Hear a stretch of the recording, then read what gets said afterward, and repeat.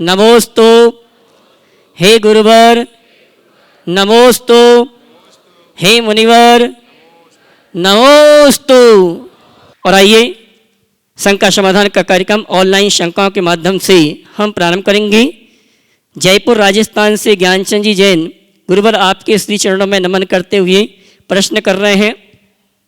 कुछ तो बात है तेरे खारेपन में, कुछ तो बात है तेरे खारेपन में, ऐ समुंदर वरना हर मीठी नदी तुझसे मिलने नहीं आती।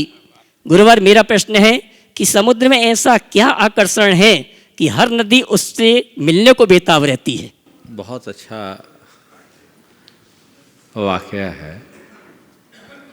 कुछ तो राज है तेरे खारे, खास है तेरे खारेपन में, हे समुंदर वरना सारी मीठी नदियाँ तुझसे मिलने क्यों आती। मैं बताऊं, समुद्र में नदियाँ क्यों मिलती हैं? केवल इसलिए कि वो अपने पास कुछ नहीं रखता, सब सूरज के माध्यम से बादलों को दे देता है। और जब सूरज बादलों से ले करके उसे अवशोषित करके लेता है, बादलों को देता है, तो बादल वापस उसे लौटा देता है। वो पानी फिर नदियों में गिरता है। तो नदियों को अपने जीवंत बनने का राज पता है कि नीचे जाएंगे, किसी में समाहित होंगे, तभी हम अपना वजूद बचा पाएंगे।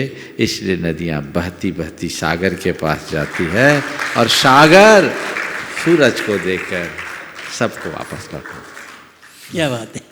अकोला महाराष्ट्र से संगीता गवाड़े गुणायतन ट्रस्टी आपके श्री चरणों में नमन करती बहुत ही सुंदर शंका रख रही हैं। गुरुदेव, गुलाब को कोई कितना भी मशाल दे फिर भी वह महकता है। हीरे को कोई हीरा भी ना कहे फिर भी वो चमकता है। लेकिन मनुष्य की सुंदरता की तारीफ ना हो तो भड़कता है। ऐसा क्यों? अहंकार की परिणति सिर्फ मनुष्यों में क्यों है? मनुष्य में ना गुलाब सी महक है, ना हीरे सी चमक है, फिर भी मनुष्य में इतना अहंकार क्यों आता है? बहुत अच्छी बात है। गुलाब को कितना भी मसले तो भी महकता है, और हीरे को कोई हीरा ना कहे तो भी चमकता है। लेकिन मनुष्य को अगर कोई कुछ ना कहे तो भड़कता है। देखिए, बात बिल्कुल सही है। मनुष्य के अंदर न तो गुलाब जैसी महक है, न हीरे जैसी चमक है, फिर वो भड़कता है। पहले तो मैं ये कहूँगा कि गुलाब में महक क्यों है, हीरे में चमक क्यों है। गुलाब में महक केवल इसलिए है कि वो अपने जड़ों से जुड़ा है और कांटों के मध्य भी खिले रहने का तजुर्बा रखता है। गुलाब में महक केवल इसलिए है कि वो अपने जड़ों से जुड़ा है और कांटों के मध्य रह कर के भी खिले रहने का जज्बा रखता है। और हीरे में चमक केवल इसलिए है क्योंकि वो सान पर चढ़ने को तैयार होता है, छैनी और टांची की तराश को हंसते हुए सहता है। मनुष्य के साथ सबसे बड़ी विडंबना है कि न तो उसकी जड़ें गहरी है और न ही वो प्रतिकूलताओं को पचा पाता है। वो चाहता है कि मेरी महक हो और वो चाहता है कि मुझ में चमक हो, पर जब उसके पास खुद की कोई महक नहीं होती और खुद की कोई चमक नहीं होती तो बाहरी महक और चमक को आरोपित करता है। उस आरोपण के कारण वो एक कल्पना में जीता है, और जब कभी उससे कोई आघात पहुंचता है तो भड़क जाता है। दरअसल अहंकार है क्या? अपनी काल्पनिक छवि को वास्तविक मानने के वहम का नाम ही अहम है। अपनी काल्पनिक छवि को वास्तविक मानने के वहम का नाम ही अहम है। जिसे अपने जीवन की असलियत का पता लग जाएगा, उसका वहम टूटेगा, और वहम टूटेगा तो अहम गलेगा। ये जीवन में अपनाने की जरूरत है। ताली आपकी बहुत कम बजती हैं। महावीर नगर दुर्गापुर जयपुर से प्रमोद कुमार जी पापड़ीवाल आपके श्री चरणों में नमन करते ही बहुत ही सुंदर शंका प्रस्तुत कर रहे हैं। गुरुवर, जब हमें पता है कि रंगोली दूसरे ही दिन मिटने वाली है, फिर भी रंगोली को आकर्षक बनाने की हमारी कोशिश रहती है। प्रश्न यह है कि जब जिंदगी एक दिन खत्म हो ही जाएगी तो फिर हमें जिंदगी को रंगोली की तरह खूबसूरत बनाने के लिए क्या करना चाहिए? देखिए, ये बात सच है कि जिंदगी को एक दिन मिटना है, पर इसका मतलब ये नहीं है कि हम अपने जीवन से उदासीन हो जाएं। संत कहते जितना जीवन मिला है रस लेकर जियो।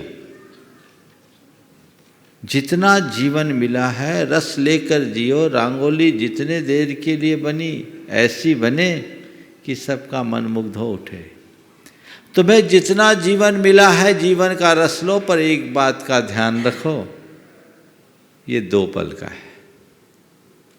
बस एक बात का ध्यान रखो, ये 2 पल का है। ऐसा करने में जीवन का रस तो होगा, पर जीवन के प्रति न तो आसक्ति होगी न अभिमान।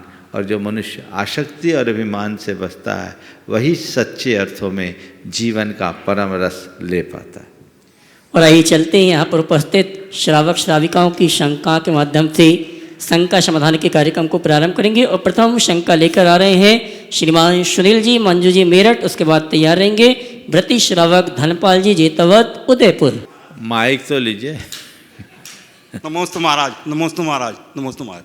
महाराज श्री, एक बड़े बुजुर्गों की कहावत है बच्चों से कि जब तक स्कूल कॉलेज नहीं जाओगे, पढ़ोगे नहीं, तब तक तुम्हें अक्ल बुद्धि कैसे आएगी। तो महाराज श्री, आचार्य श्री, आप श्री या अन्य कोई मुनिराज किसी स्कूल कॉलेज में यूनिवर्सिटी में जाकर कोई बड़ी डिग्री धारण नहीं की उन्होंने, लेकिन बड़े बड़े कानूनविद, डॉक्टर, इंजीनियर, बौद्धिक सब आपके चरणों में आकर आप अपनी शंका का समाधान ढूंढते हैं। तो मेरा प्रश्न ये है महाराज श्री कि अकल कहाँ मिलती है, अकल कहाँ से प्राप्त होती है? क्या बोले? हाँ बिल्कुल सही। देखो, एक बात बोलूं, स्कूल कॉलेज में जो अकल मिलती है ना, वो केवल जबान चलाने की होती है, और गुरु चरणों में जो अकल हिलती है वो प्राण हिलाने की होती है। जबान चलाने की अकल वाले तो बहुत है। वहाँ मनुष्य का केवल बौद्धिक विकास होता है। जो हम पढ़ करके सीखते हैं वह केवल बौद्धिक विकास का कारण बनता है, लेकिन गुरु चरणों में जो हम अनुभव से सीखते हैं वो जीवन के समग्र विकास का आधार होता है। पढ़ लिख कर स्कूल कॉलेज में तुम एक मूर्ख से विद्वान बन जाओगे, पर संत चरणों में आओगे तो मूढ़ से ज्ञानी बनोगे। मूर्ख से विद्वान बनना बहुत कठिन नहीं है। थोड़ी सी मेहनत से कोई भी अनपढ़ विद्वान बन सकता है, लेकिन मूढ़ से ज्ञानी बनना बहुत दुर्लभ है। ये कोई जरूरी नहीं कि जो पढ़ा लिखा विद्वान हो ज्ञानी भी हो, और ये भी कोई जरूरी नहीं कि जो ज्ञानी हो पढ़ा लिखा हो। बहुत से पढ़े लिखे ज्ञानी अपनी मूढ़ता में जिंदगी बिता देते हैं। उन्हें शब्द ज्ञान होता है पर जीवन को व्यवहार से शून्य जीते हैं। और बहुत से अनपढ़ अंगूठा छाप हम जैसे, मैं अपने आप को ज्ञानी तो नहीं कहता, मैं ज्ञानी तो नहीं कहता, पर अनपढ़ जरूर हूँ। और इतना मालूम है कि मेरे गुरु ने मेरी मूढ़ता हर ली। बस इसलिए मैं कहूँगा, मूर्ख से विद्वान बनो अच्छी बात है, न बनो तो भी तुम्हारे जीवन में खतरा नहीं, पर मूढ़ से ज्ञानी जरूर बनो। मूढ़ रहोगे संसार में रमोगे, इसलिए हमें ज्ञानी बनने का अभ्यास करना। व्रती श्रावक श्रीमान धनपाल जी जेतवत उदयपुर। नमोस्तु महाराज जी, नमोस्तु महाराज। महाराज श्री, एक दिन आपने प्रवचन बताया था दान की परिभाषा में ज्ञान दान, शब्द दान और समय दान। तो महाराज श्री, ज्ञान दान तो आप फरमाते देते हैं, लेकिन शब्द दान और समय दान ये हम श्रावकों के लिए बताया। तो मेरा ये प्रश्न इसमें कि समयदान और शब्ददान की परिभाषा कैसे बनाए? मैंने 4 प्रकार का दान बताया था। शब्दों का दान, समय का दान, स्नेह का दान और संपत्ति का दान। स्नेह बोला था। तो संपत्ति का दान करो, जब होगी तब करोगे, नहीं है परेशान मत हो। स्नेह तो दे सकते हो, प्रेम तो दे सकते हो, चलो समय भी दे दो और 2 अच्छे शब्द दे दो जो उसके हृदय को परिवर्तित कर दे। शब्द दान ज्ञान दान की श्रेणी में आता है, समझ गए? चलो। रामगढ़ निवासी श्री अनिल जी चूड़ीवाला परिवार निखार वाले अपने सभी साथियों के साथ महाराज श्री के चरणों में 3 बार नमोस्तु नमोस्तु नमोस्तु। महाराज जी, जीवन में कई बार ऐसा होता है कि जो चीज़ें हम नहीं चाहते हैं वो भी हमारे जीवन में सामने आ जाती है या प्राप्त हो जाती है, परंतु कई बार कड़ी मेहनत करने के बाद भी जो चीज़ हम चाहते हैं वो हमें नहीं मिल पाती। तो महाराज जी, ये भाग्य, पुरुषार्थ और भवितव्यता का आपस में क्या तालमेल या संबंध है? देखो, इस पर विस्तार से चर्चा करूंगा तो पूरा सत्र हो जाएगा, आपकी बात पूरी नहीं हो। अनेक बार इस विषय में मैंने अपना मार्गदर्शन दिया है। मैं इसे एक शब्द में कहूँगा, इसे महज संयोग मानो। ठीक है, चलिए। उदयपुर राजस्थान से अर्चना रमेश लालावत। ओ नमोस्तु महाराज जी, मेरा प्रश्न यह है कि हर परिस्थिति में ओम को कैसे अंगीकार करें? ओम का मतलब क्या होता मालूम? संस्कृत में ओम बोलते हैं स्वीकार को। हाँ, ओम। हाँ, आप लोग बोलते हैं हाओ। क्या बोलते हैं? हाओ। या हाँ सम्मति सूचक शब्द है। तो ओम एक अव्यय तो है ही, प्रणवनाद भी है, पर ओम स्वीकार के अर्थ में भी, समझ गए? एक बार एक सज्जन ने मुझसे पूछा, महाराज जी आप अपने प्रवचनों में या कभी कभी शंका समाधान में बीच बीच में ओम काहे को बोलते हैं, इसका रहस्य क्या? उनने सोचा ओम से किसी शक्ति का आह्वान तो नहीं करते। मैंने कहा भैया वो मेरा एक कोड वर्ड है। जब आजू बाजू वाले कुछ खटर पटर करते तो मैं ओम कह के उनको इशारा दे देता हूँ। तो ये अलग अलग ऐसा मत सोचना कि महाराज किसी दिव्य शक्ति का आह्वान करते हैं कि ओम बोल दूं ताकि दिमाग की खिड़की खुले। अच्छा है, अगर ओम बोलने से दिमाग की खिड़की खुलती है तो इससे अच्छी बात क्या। पर एक रहस्य और बता देता हूँ, दिन भर ओम बोलो, दिमाग की खिड़की खुले रहेगी। समझ गए? आपने कहा है ओम कैसे पाए? स्वीकार कर लो, जो घटे ओम, जो हो ओम। बस जो ओम को स्वीकारता है वही सोम बन जाता है, भगवान बन जाता है, भगवत्ता को प्राप्त। नमोस्तु महाराज जी, नमोस्तु नमोस्तु। जिन्होंने आज ही गुणायतन से जुड़ने का सवाल प्राप्त किया, गुणायतन ट्रस्टी श्रीमान प्रकाश चंद जी, मंजुला जी उज्जैन। नमोस्तु नमोस्तु नमोस्तु। मैं चाहता हूँ साहब अच्छा सोचूं, अच्छा सोचूं, अच्छा बोलूं, अच्छा करूं। बहुत अच्छी बात है, अच्छा सोचूं, अच्छा बोलूं, अच्छा करूं तो अच्छा बन ही जाओगे। रात दिन यही भावना भाव, हे भगवान मैं सही सोचूं, सुंदर सोचूं, सही बोलूं, सुंदर बोलूं, सही देखूं, सुंदर देखूं और सही करूं, सुंदर करूं। यही मंत्र जपते रहो, सब अच्छा हो।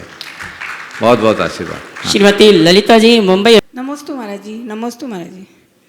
महाराज जी मेरा एक क्वेश्चन है, जैन धर्म के कर्मों की निद्रा से मोक्ष होता है, फिर पनय करने के क्यों कहा जाता है? क्या वो करने तो के? पुण्य पुण्य पुण्य बोलो ना, पनय क्यों बोलो? इंग्लिश पुण्य में करने के क्यों कहा जाता है?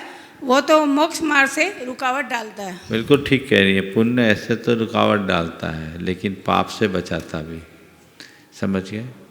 पुण्य हमारी नौका को आगे बढ़ाने के लिए अनुकूल वायु की तरह है। पीछे से वायु आती है ना तो हमारी गति को बढ़ाती है, वो वायु गति बढ़ाती है, रोकती नहीं।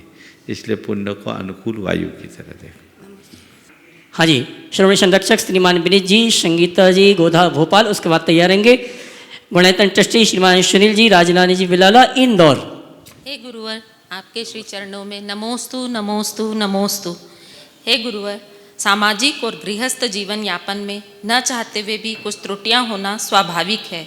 तो हे गुरुवर, जीवनचर्या कैसी होनी चाहिए कि कर्मों की निर्जरा भी होती रहे, पुण्य का क्षय न हो बल्कि पुण्य की वृद्धि भी हो सके। गुरुवर मार्गदर्शन करें। देखिए, जीवनचर्या के निर्वाह में दो बातों को स्मरण में रखें। पहली बात, यथासंभव गलतियां ना हो, और दूसरी बात, गलतियां हो जाए तो स्वीकार करने में संकोच ना हो। गलती करो मत, गलती होने पर उसे स्वीकारो। और ये दोनों बात होने के बाद यदि व्यक्ति अपने गलती का पश्चाताप करता है और उसके सुधार का संकल्प करता है तो बड़ी बड़ी गलतियां भी ठीक हो सकती। गुणायतन ट्रस्टी इंदौर निवासी श्रीमान सुनील जी राजनानी विलाला, उनके साथ बड़नगर निवासी गुणायतन ट्रस्टी श्रीमान संजय जी श्रीता जी विलाला। नमस्ते गुरुदेव। गुरुदेव, संलेखना के साथ समाधि मरण होता है और दूसरा एक समाधि मरण होता है, इन दोनों में क्या फ़र्क है? आजकल कुछ समय से देखने में भी आता है कि कई बार मुनि महाराजों की संलेखना से समाधि मरण नहीं होता है और सामान्य श्रावक की संलेखना समाधि मरण हो जाता है, तो इसका कारण क्या है? संलेखना समाधि मरण महादुर्लभ है। मरण यानी शरीर छूटना और संलेखना पूर्वक मरण यानी शरीर छोड़ना। अचानक शरीर छूट गया ये मरण है, साम भावों से छूटा ये सुमरण है। लेकिन बुद्धिपूर्वक आहार पानी को क्रमशः त्याग करते हुए हमने शरीर छोड़ा, छूटा नहीं, छोड़ा, तब समाधि मरण। एक बार समाधि मरण कर लेने वाले अच्छे से निर्दोष समाधि कर ले, चाहे वो मुनि हो या गृहस्थ है, 2-3 भाव में मोक्ष चला जाए, ज़्यादा से ज़्यादा 7-8 भाव, इससे ज़्यादा नहीं। 2-3 भाव से 7-8 भाव में उसका बेड़ा पार। ये संलेखना मरण का प्रताप है। हाँ, लेकिन संलेखना जीवनांत में होती है। आनांत किम संलेखना जोशिता, जब मरण काल सामने आ जाए तब संलेखना। पर ऐसे ही संलेखना का लाभ उन्हें भी हो सकता है, अचानक कोई उपसर्ग आ जाए, अचानक कोई मृत्यु की संभावना बन जाए और वो व्यक्ति जाग जाए, तो उसे बोलते हैं संक्षेप प्रत्याख्यान। मान लीजिए अभी मुझे ऐसा लगे कि अब मैं गया और मैंने तत्क्षण 4 प्रकार के आहार पानी का त्याग करके अपने सब जीवों से क्षमा मांगते हुए, क्षमा करते हुए, जब तक इस उपसर्ग का निवारण नहीं होता, मेरा सर्व संबंधों का त्याग, इस बीच यदि प्राण निकले तो ये भी एक प्रकार की संलेखना है। तो इस बीच ठीक हो जाए तो? हाँ, ठीक हो जाए तो फिर मरने के लिए थोड़ी जी रहे हैं, अच्छे से जीने के लिए जी रहे हैं। चलिए, नमस्ते संजय। हाँ, नमस्ते गुरुवर। गुरुवर, सारे देश की जनता को जिज्ञासा है कि गुणायतन का आयतन कब पूरा होगा, हमको आत्मा से परमात्मा का मिलन का अनुभव कब प्राप्त होगा, हमको वाह करने का अवसर कब मिलेगा। कृपया सबकी जिज्ञासा शांत करें। देखिए, जिज्ञासा तो सबकी है, काम अपनी गति से चल रहा है, कमेटी मुस्तैदी से लगी हुई है, पर बड़ा क्रिएटिव काम है, इसमें समय लगता है, समीक्षाएं की जा रही है। मुझे उम्मीद है कि बहुत जल्दी वो तिथि भी आप सबके बीच घोषित हो जाएगी। बड़े कार्य हैं, जल्दबाजी करने से उसकी गुणवत्ता प्रभावित होती है, और मैं भी ऐसा नहीं चाहता। जो काम है, जिस भाव और सपने को लेकर उसे शुरू किया गया है, उसे ही साकार करना है। और मैं तो एक ही बात कहता हूँ, चंदन का पेड़ 4 दिन में नहीं उगता, उसके लिए समय लगता है। समझ गया? समय लगेगा, लेकिन अब आपकी प्रतीक्षा की घड़ी बहुत जल्दी पूरी होने वाली है। समय पर वो तिथि भी घोषित होगी। अगर सब कुछ ठीक रहा तो मुझे लगता है बहुत जल्दी ही वो तिथि भी आप सबके बीच आ जाएगी। नमस्ते गुरु। श्रीमान आशीष जी अपनी माता जी के साथ। नमस्ते महाराज जी, मैं आशीष जैन पुणे से। मेरा प्रश्न महाराज जी सामायिक को लेके है। सामायिक में प्रायः अभी देखा जाता है कि हम सामायिक पाठ बोलते हैं या फिर ओम का ध्यान करो, कुछ लोग बोलते हैं ह्रीम का ध्यान करो, कुछ आज्ञा चक्र पे ध्यान करते हैं, कुछ नाभि कमल में ध्यान करते हैं वगैरह वगैरह। पर ये सब एक तरह से देखा जाए तो विकल्प लगते हैं। अब महाराज जी, निर्विकल्प होने के लिए अगर ये विकल्प में ही सब ध्यान जाएगा तो निर्विकल्पता कैसे होगी? दूसरी बात ऐसी है कि उपयोगो लक्षणम महाराज जी, तो जीव का लक्षण उपयोग है, तो उपयोग जो दर्शन उपयोग अंतर्मुहूर्त में दर्शन उपयोग और ज्ञान उपयोग बदलता रहेगा। अब ज्ञान उपयोग में जब आएगा तो वो निर्विकल्प कैसे हो?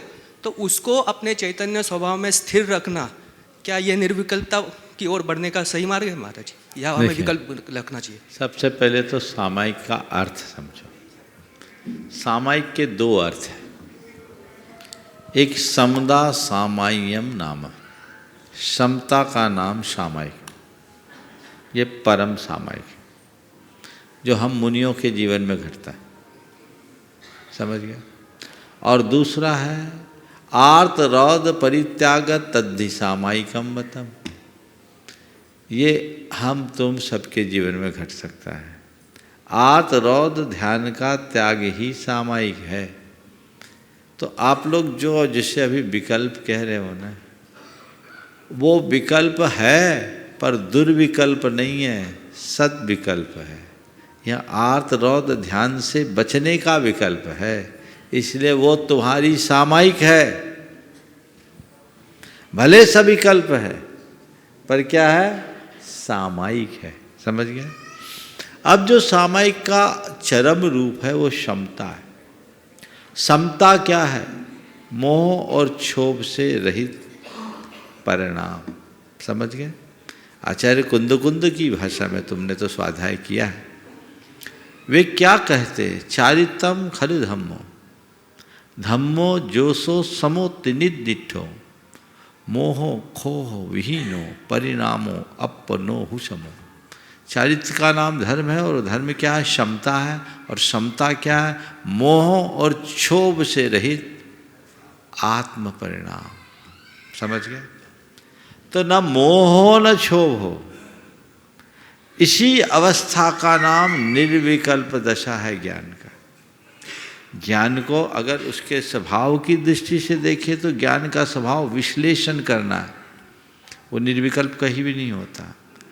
यहाँ निर्विकल्प ज्ञान की जो बात की गई है, केवल उसमें राग द्वेष मोह के अभाव युक्त परिणति को कहा गया है।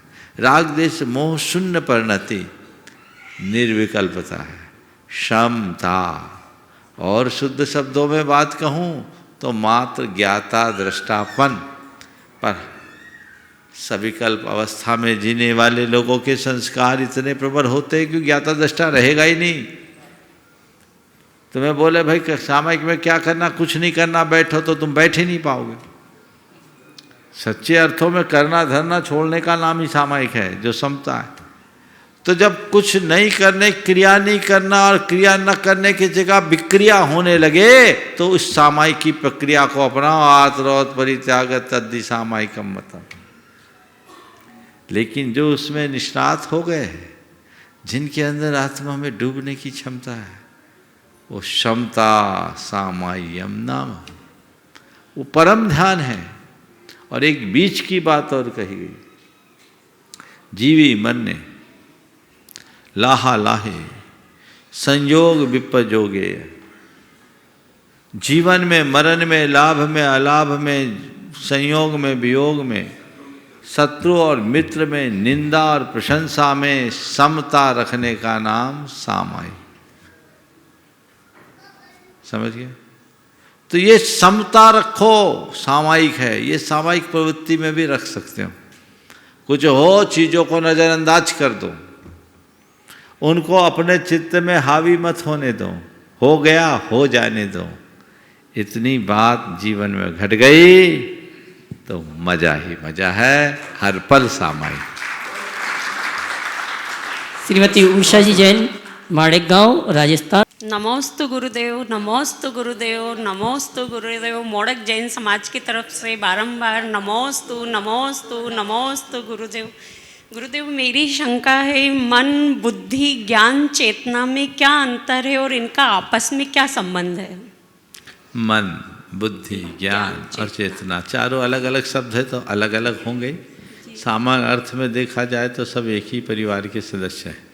फिर भी आपने अर्थ पूछा तो मैं इनका विश्लेषण करके आपको बताता हूँ। मन क्या है? जिनके माध्यम से हम विचारते हैं, हमारी विचारणात्मक शक्ति का नाम मन है, जिसमें संकल्प विकल्प होते हैं। मन से ऊपर बुद्धि है। बुद्धि ये हमारे ज्ञान की एक परिणति है जो हमारे मन को भी नियंत्रित करती है, जिसे हम विवेक कहते हैं। समझ गए? हम अपने विवेक के बल पर, बुद्धि के बल पर मन को नियंत्रित कर सकते हैं, मन को मोड़ सकते हैं। इसके बाद है ज्ञान। ज्ञान व्यापक है जो हमारी आत्मा का स्वभाव है, और चेतना उस ज्ञान को जन्म देने वाली। नमस्ते नमस्ते। मेरी तरफ से जगत के सब जीवों की तरफ से मुनिराज को नमस्तु। महाराज श्री विवाह के कार्ड वगैरह छपते हैं तो उस वक्त उसमें धर्म के शब्द छपे रहते हैं, तो कई लोग उसमें खाते पीते और हाथ अशुद्ध लगाते हैं और अशुद्ध जगह भी रख देते हैं, तो क्या वो दोष नहीं लगता?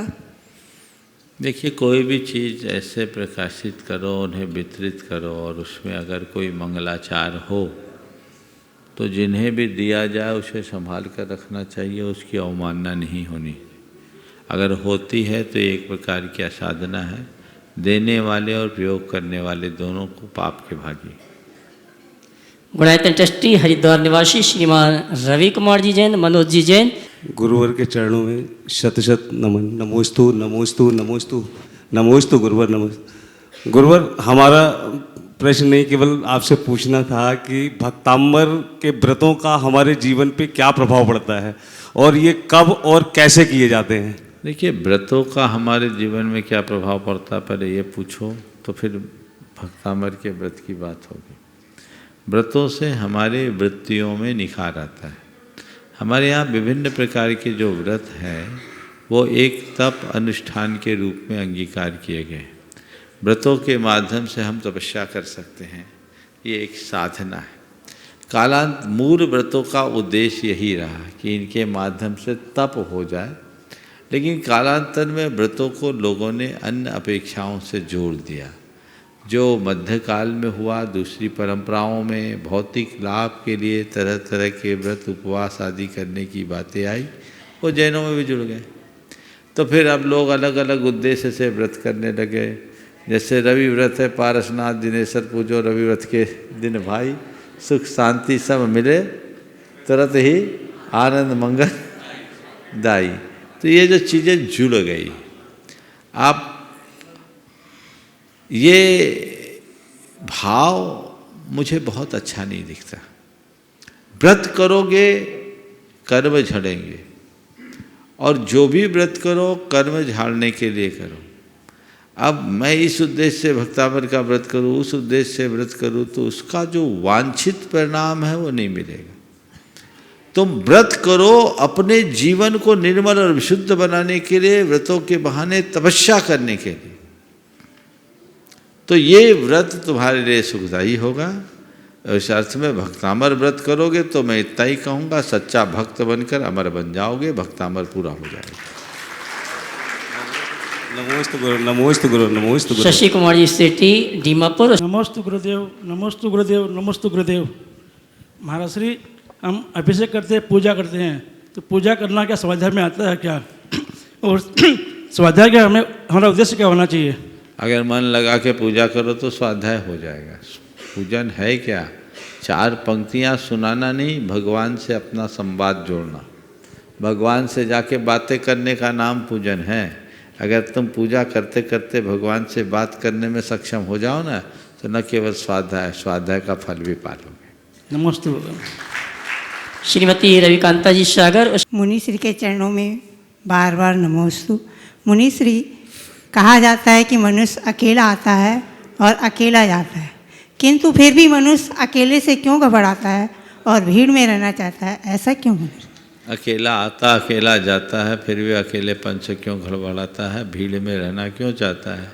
क्योंकि उसे कभी अपने अकेलेपन का एहसास नहीं होता, और जब अकेलेपन का एहसास होने लगता है तो घबराता है।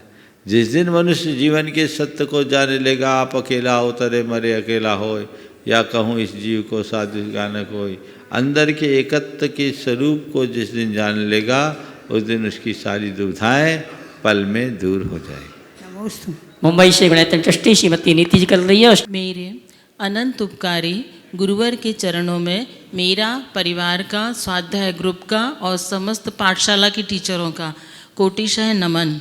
गुरुजी, आज 6 महीने हो गए हैं हमारी पाठशाला को प्रमाणिक पाठशाला से जोड़ने के लिए, तो इसका फीडबैक बहुत अच्छा आया है। बच्चे बहुत उत्साहित हैं, टीचर्स भी बहुत हैं, और वहाँ की जो एक्टिविटी वगैरह जो होती है, खेल खेल में जो पढ़ाते हैं, तो उससे बहुत अच्छा रिस्पांस आ रहा है। अभी गौशाला जाने का प्लान है तो वो जा रहे हैं। तो महाराज जी, किशोर अवस्था जो रहती है, किशोर शाला चालू होने वाली है, तो उसमें जो टीन एज प्रॉब्लम रहती है, इमोशनली इम्बैलेंस हो गया, एजुकेशनल प्रॉब्लम, हेल्थ प्रॉब्लम, और भी जो प्रॉब्लम्स बच्चों के, टीनेज वाले 15-20 बच्चे हैं करीब हमारे खारघर की पाठशाला में, तो उनसे प्रॉब्लम से रिलेटेड कोई प्रोग्राम है, उसके बारे में आपका मार्गदर्शन चाहिए है।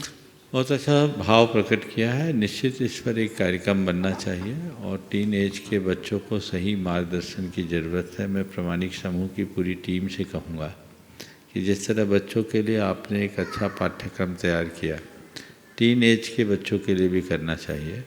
और बहुत जल्दी मैं टीन एज के बच्चों के लिए एक भावना योग भी देने वाला हूँ, जिसमें उनकी सब प्रॉब्लम्स का समाधान मिल सके। बहुत ज़रूरी है। बच्चों के साथ बहुत सारी ऐसी समस्याएं होती जिसको लेकर बच्चे बहुत ज़्यादा घबरा जाते हैं, और उसके कारण उनके माँ बाप के सामने भी बहुत सारी परेशानियां आती हैं। इनका समाधान मिलना चाहिए, और वो बच्चों को संस्कार से जुड़ सके, ऐसा प्रयत्न करना चाहिए। आपने एक अच्छा सुझाव रखा, इस प्रस्ताव पर विचार करके शीघ्र कार्रवाई होनी चाहिए। नमस्ते महाराज। व्रती बहन पुष्पा दीदी, जयपुर। गुरुवर के चरणों में कोटि कोटि प्रणाम। गुरुवर, विकल्प बहुत मिलते हैं भटकाने के लिए, लेकिन संकल्प एक ही काफ़ी होता है जो मंजिल तक पहुंचाने के लिए। तो गुरुवर, हम मोक्ष मार्ग रूपी मंजिल तक जाने के लिए कौन सा संकल्प लेवें? बस घर न लौटने का संकल्प ले लो, निज घर में आने का संकल्प ले लो। एक ही संकल्प है। जब मनुष्य अपने भीतर वज्र संकल्प लेता है, पर परिणति से मुक्त होकर निज परिणति में रमने का, पर घर से छूटकर निज घर में आने का, तब उसका मोक्ष मार्ग सच्चे अर्थों में फलीभूत होता है। हम लोगों के ये है कि हम लोग का संकल्प बड़ा लचीला होता है। छोटी छोटी बातों में संकल्प डगमगा जाता है। जिसका वज्र संकल्प होता है, वो कोई अपने संकल्पों में अडिग रहते हैं, वो किसी प्रकार का समझौता नहीं करते, और वही उनके जीवन को उपलब्धियों के मुकाम तक पहुंचाते हैं। तो कौन सा लें? हाँ, बस ठान लो अपने अंदर एक ही बात कि अब मैं आगे ही बढ़ूंगी, पीछे नहीं हटूंगी। नमस्ते। श्रीमती सुषमा जी, अशोक जी, खुरई, ट्रस्टी गुणायतन। बारंबार नमोस्तु नमोस्तु नमोस्तु। कर्म बीज के समान होते हैं। हम जैसा बीज होते हैं वैसा फल मिलता है। तो महाराज जी, हम कैसे शुभ कर्म करें जिससे हमें शुभ परिणाम मिले और अशुभ कर्मों से बचें? कौन से कर्म करें शुभ परिणाम मिले? अशुभ कर्म परिणामों से बचें तो बस अच्छे कर्म करो, अच्छा सोचो, अच्छा बोलो, अच्छा व्यवहार करो, सबके बारे में मंगल सोचो, बुरे भाव, बुरे व्यवहार और बुरे वचन व्यवहार से बचो। जितना बन सके पुण्य उपचायक क्रियाओं में अपनी सहभागिता दो, पुण्यवर्धक क्रियाओं में अपनी संलिप्तता रखो। अच्छा बीज बोएंगे तभी अच्छा फल पाएंगे, इसलिए सतत उसके लिए प्रयास करें। श्रीमान रतन लाल जी, अनीता जी, होशंगाबाद। गुरुदेव के चरणों में नमोस्तु नमोस्तु नमोस्तु।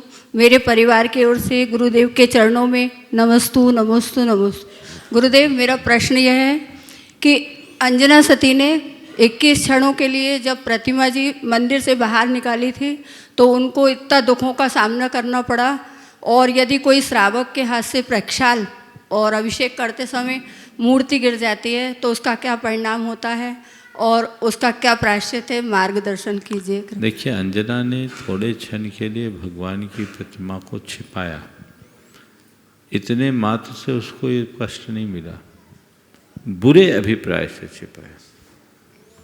प्रतिमा को गिराना और प्रतिमा का गिर जाना, इसमें बड़ा अंतर है। गिर जाएगा। सुनो तो बात बोलना।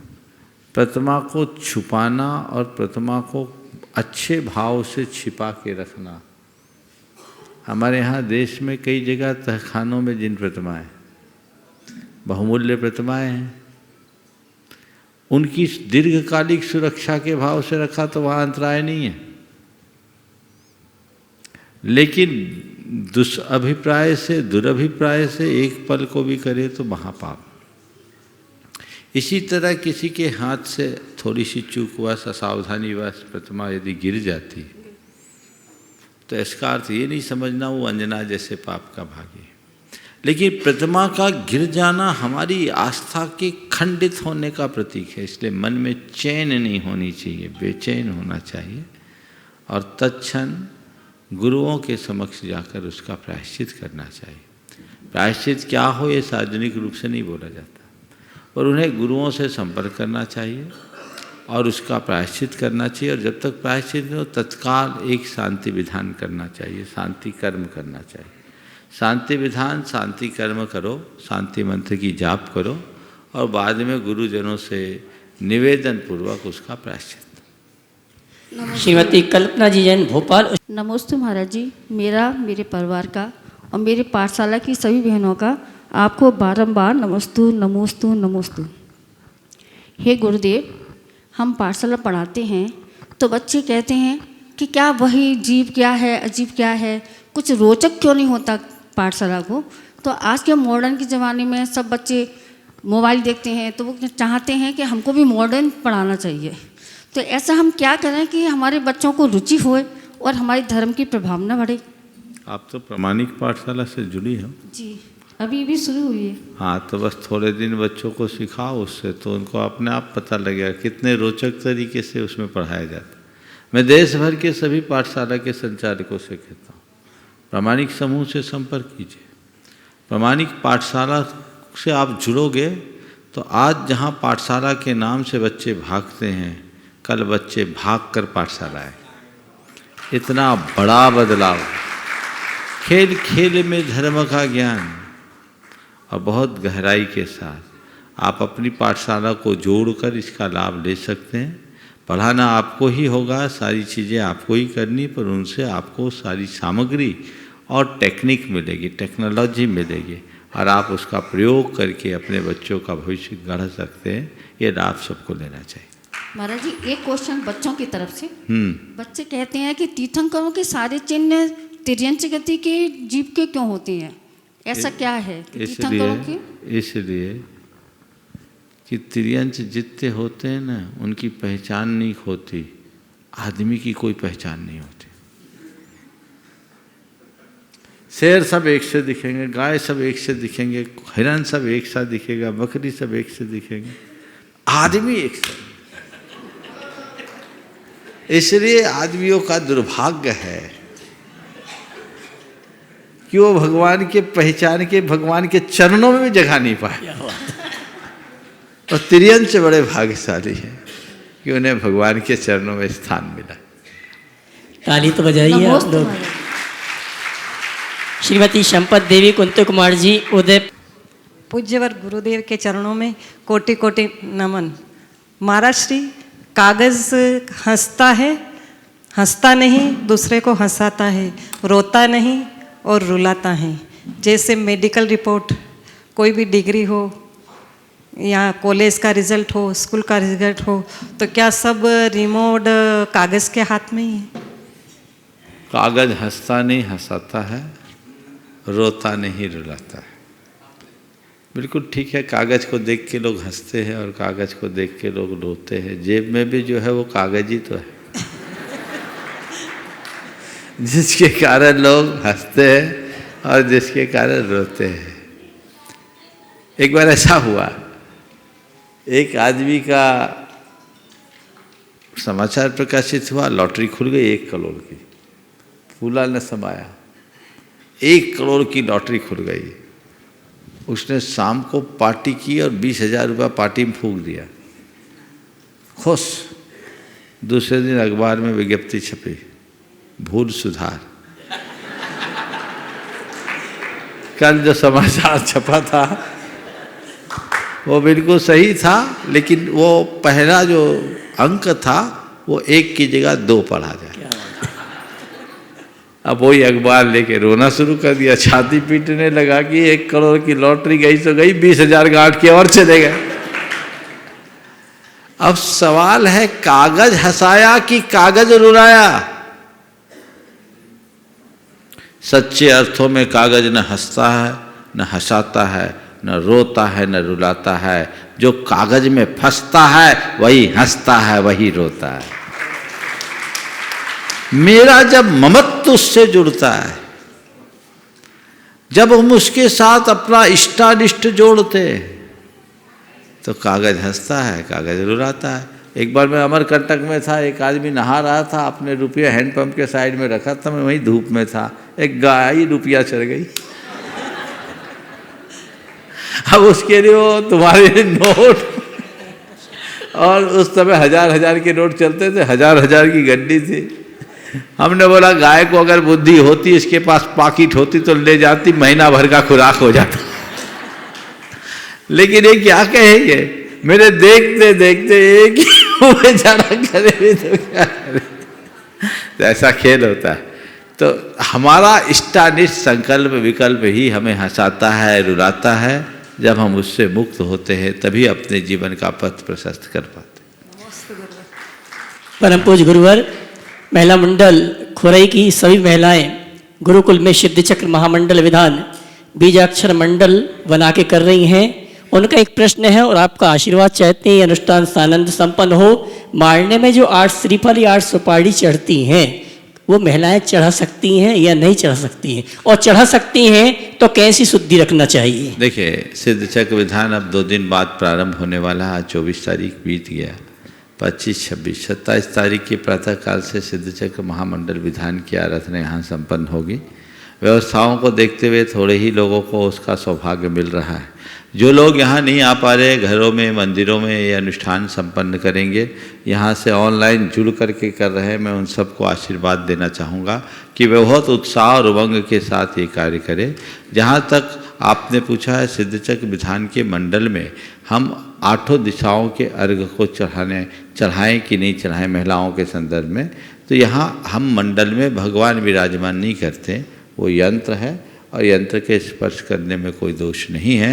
इसलिए आप 8 दिशाओं में शुद्धि पूर्वक चढ़ा सकते हैं। पर ये 8 दिशा में कोई एक ही व्यक्ति चढ़ाए, क्योंकि उसमें 8 का ही नियम है ना, 8 फल चढ़ाने पड़ते 8 कोनों में, तो एक ही व्यक्ति करे। और यहाँ सारे निर्देश आप सबको दिए जाएंगे। जैसा निर्देशन आपको यहाँ दिया जाएगा आप उसे अपनाते रहिएगा, आपका विधान सानंद संपन्न हो जाएगा। समय भी हो गया, यही पर विराम। बोलिए परम पूज्य आचार्य गुरुवर श्री विद्यासागर जी में।